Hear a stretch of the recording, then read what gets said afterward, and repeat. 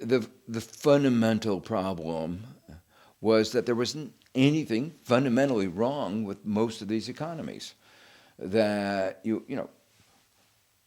France before it joined the euro had very high productivity, very fast rate of growth.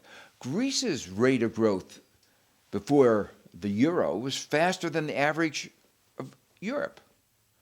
So Greece was poor.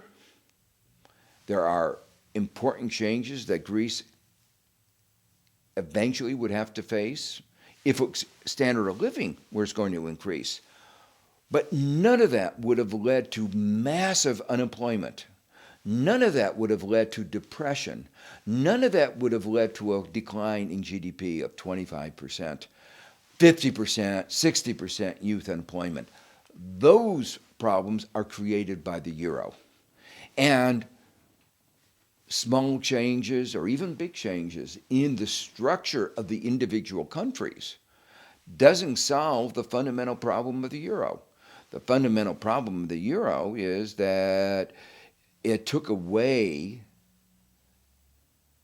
two of the most important mechanisms for adjustment, the exchange rate and the interest rate, and didn't put any institutions in the place.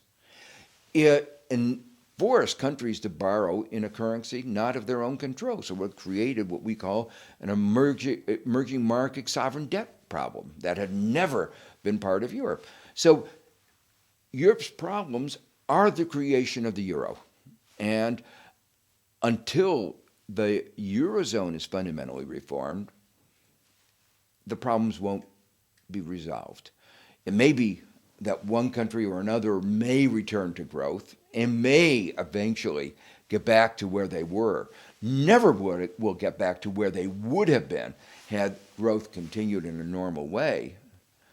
But without the reform of the Eurozone, the fundamental problems of the Eurozone will not be addressed. Now, some of these are underway, like creating a banking union, but at such a slow pace that in the meanwhile, damage, long-lasting, is going to be done to the countries in the periphery. And other basic elements, France has pointed this out, a Eurobond or some other way of borrowing in a common borrowing does not seem in the cards. So those are among the elements that have to be reformed if the euro is going to work in the way that was intended, leading to prosperity and bringing the countries closer together.